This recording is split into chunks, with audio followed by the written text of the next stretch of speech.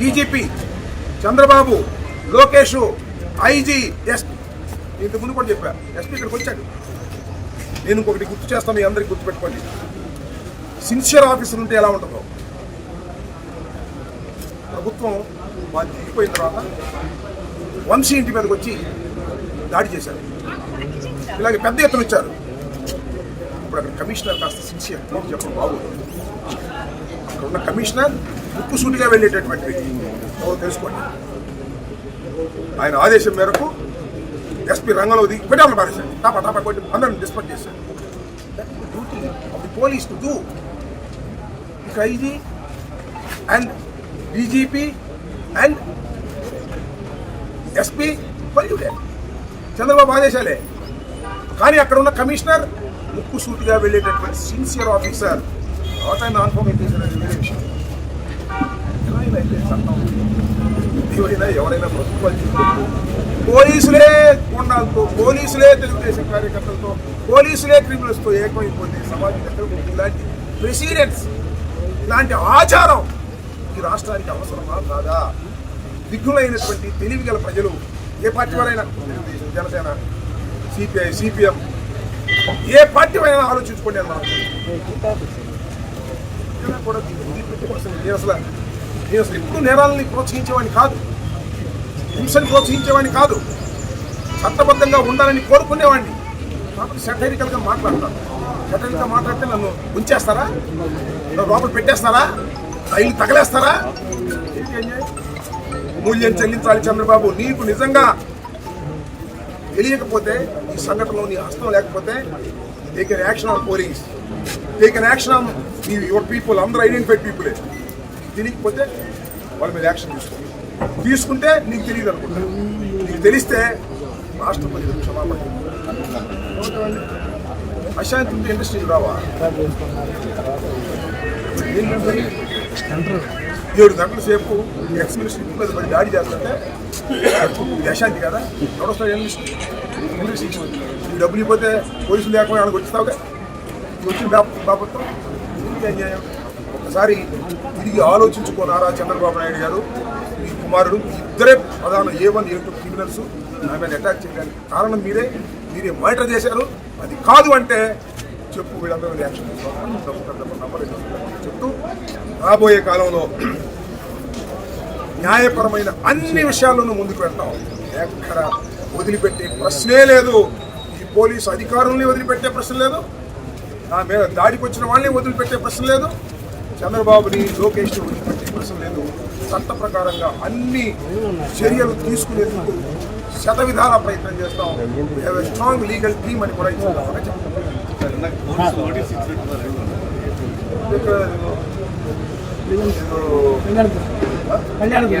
కళ్యాణదుర్గం పోలీసులు వచ్చారు. వాళ్ళకి ఆర్డర్ లేదంట. ఈ కళ్యాణదుర్గం పోలీసులు ఎవరో తెలుగుదేశం లీగల్ సెల్ వాళ్ళు 6 నుంచి అప్పుడు ఎందుకు రిజిస్టర్ చేశారు? అదే 36 కేసులు రిపీటెడ్గా ఉన్న కేసులో ఆ క్రాష్ చేశారు. అయినా వాళ్ళకి చార్జ్ లేదంట. వాళ్ళు సంతకం పెట్టుకోవాలి. జస్ట్ నేను ముంబైలో లోకేష్ మాట్లాడుతూ రెడ్ బుక్లో జగన్ పేరు ఉందో లేదో తెలియదు కానీ అది ఒక హెచ్చరిక లాంటిది పంపించాడు. దాన్ని ఎలా చూస్తారు? ఎవరిని హెచ్చరిక చేస్తారు? ఎవరిని హెచ్చరిక పిల్లోడికి రాష్ట్ర రాజకీయం నుంచి ఆడిస్తున్నారు. జనసేనకాయలు ఆడుకున్నట్టుగా రెడ్ బుక్ అని పెట్టి ఆడుకుంటున్నాడు. మాట్లాడటం ఎట్లా అనుకున్నాను కానీ ఇది మాత్రం మాట్లాడుకుంటున్నాడు రాష్ట్రం. చంద్రబాబు ఎప్పుడైనా ప్రవర్తించాడంటే చంద్రబాబు ఎప్పుడన్నా పరిమాణం ఇక్కడ ఉందా? లేదు. పుత్రుడి కోసం నాశనం చేసేస్తున్నాడు రాష్ట్రాన్ని. అతనికి అధికారాన్ని ఒక గిలక్కాయ ఇచ్చినట్టు ఇచ్చారు. ఆ గిలక్కాయతో ఆడుకుంటున్నాడు. మానిటర్ పెట్టుకుని, టీవీలు పెట్టుకుని అమరరావు ఎస్పీ వస్తే రావద్దని చెబుతాడు. ఈ రకంగా ఒక దుర్మార్గమైనటువంటి ప్రవర్తన చేస్తున్నాడు. రెడ్ బుక్లో జగన్ ఉన్నాడా లేదు తర్వాత తెలియదు. నీకు చూడలేదా? నీకు చెప్తాడని భయపడతావా? జగన్ కాదు, నేను కాదు, మా ఇంట్లో కుప్పండి. ఆ కుక్క కూడా భయపడదు మిస్టర్ లోకేష్. నీ రెడ్ బుక్ అని కూడా మరొకసారి రీటరేట్ చేస్తున్నానని కూడా ఈ సందర్భంగా చెప్తున్నాను. 100 సార్లు జైల్లో పెట్టుకో, 1000 కేసులు పెట్టుకో. ఈ రెడ్ బుక్ ఉన్న కుక్క కూడా లెక్క చేయదు. మరోసారి చెప్తాను, రాష్ట్ర వ్యాపితంగా ఇదే నినాదం. రెడ్ బుక్ మా కుక్క కూడా లెక్క చేయదు అనేది నిరూపిస్తాం. బీజేపీ రాజ్యం ఏమి చేసామయ్యా రాజ్యం, మళ్ళా మాకు వస్తుందయ్యా రాజ్యం. అప్పుడు ఏమవుతారయ్యా మీరు చేసిన పాపాలకి? ఒక్కసారి రాష్ట్ర రాజ్యం కూడా నిద్రపోయేటప్పుడు బుర్రపెట్టి గుండె మీద చేసుకుని ఆలోచించుకోండి బాబు కొడుకు. మీరు చేస్తున్నటువంటి అఘాయిత్యాలకి, మీరు చేస్తున్నటువంటి ఈ ఘోరాలకి, మీరు చేస్తున్నటువంటి ఈ పాపాలకి తప్పనిసరిగా మూల్యం చెల్లించక తప్పదు. చరిత్రలో గుర్తుపెట్టుకోండి. సార్, మన జనసేన ఆఫీసులో మధ్య జీవితం లేని వ్యక్తి ఎవరో 2 వెహికల్స్ పగలగొడితే ఎస్పీ ఐటీ పరుగులు తీసుకుంటూ మనల్ని విచారణ చేశారు. మీ ఇంటి పక్కనే ఎస్పీ ఆఫీసు, డిఐజీది 7 గంటలు జరిగింది. నేను చూశాను. జనసేన ఆఫీస్లో ఎవరైనా కాదు పాల్గొంటుంది కదా, వాడికి మధ్యస్థితి ఉందా లేదా దగ్గర పవన్ కళ్యాణ్ గారు లాంటి పెద్ద నాయకులు, జనసేన నాయకులు కాదు పాల్గొంటుంది. వాళ్ళు తప్పు, నా కాదు పాల్గొంటుంది,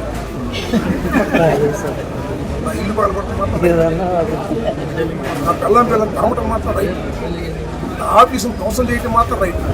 పవన్ కళ్యాణ్ గారు కార్లు మాత్రం పగలబడతాం తప్పు. పవన్ కళ్యాణ్ గారు నేను ఖండించకపోయినా, వాడు మధ్యస్థి మొత్తం లేకపోయినా ఈ కారు పగలగొట్టడం తప్పు. వాడి మీద యాక్షన్ తీసుకోండి. మా మీద అంటారు, మా మీద దాడి చేసిన వాళ్ళ మీద మధ్యస్థిమితం లేని వాళ్ళు కాదు, వాళ్ళు బ్రహ్మాండమైన మధ్యస్థిమితం ఉన్న వాళ్ళు దాడి చేసినా యాక్షన్ తీసుకోమాకండి. చట్టం తన పని తాను చేసుకెళ్ళేటటువంటి రోజులు తీసుకొస్తామో చట్ట ప్రకారంగా గుర్తుపెట్టుకోండి. ఎవడు ఎక్కడ తప్పుకోలేడు దీనిలో. నేను మరొకసారి చెప్తున్నా, ఎస్పీ గారు, పవన్ కళ్యాణ్ గారు కారు మధ్యస్థిమితో బాగా కొట్టాడు, ఎవరు యాక్షన్ తీసుకోండి. ఎక్కడ నేను యాక్షన్ తీసుకోండి, తప్పేం లేదు. అర్ధ గంటల్లో డీజీ వెళ్తారయ్యా, అర్ధ గంటలు వెళ్తారు. ఇక్కడ 7 గంటలు జరిగినా కూడా వెళ్ళకపోగా ప్రోత్సహిస్తారు. తేడా ఉంది సార్ రాష్ట్రం, తేడా ఉంది. రోజు ప్రజలు గమనిస్తూనే ఉంటారు, లేకపోతే ఇంతమంది ప్రజలు రోజు రావడం ఎందుకు వస్తున్నారు? నేను చీరికెళ్ళి వచ్చానయ్యా, నేను పుణ్యక్షేత్రానికి వెళ్ళి రాలా, చీరికెళ్ళి వస్తే వస్తున్నారు నా దగ్గరికి. కేసుల్లో ఇరుక్కుని రాజమండ్రి జైలుకి వెళ్తే నా దగ్గరికి తండోపతంగా వచ్చి, అన్నా భయపడి మాకు మేము ఉన్నాం అంటున్నారు. మీరు చేసిన పాప పరిహారం కాదు, మీరు అన్యాయంగా చేశారని కదా అర్థం. ఇప్పటికైనా తెలుసుకోండి, సిగ్గు తెచ్చుకుని ఇప్పటికైనా యాక్షన్ తీసుకుని ప్రయత్నం చేయండి. రాష్ట్రం ఫస్ట్ డ్యామేజ్ కంట్రోల్ అవుతుంది. మీరు యాక్షన్ తీసుకోకపోతే దానిపై తప్పనిసరిగా అనుభవిస్తారు. దానిలో ఏ విధమైన సందేహం లేదు. రోజులు కిర్రం తిరిగి వస్తాయి. అప్పుడే 2 సంవత్సరాలు అయిపోయింది, 2 సంవత్సరాలు, ఇంకా 2 సంవత్సరాలు అయితే ఆఖరి సంవత్సరం ఏముండదు.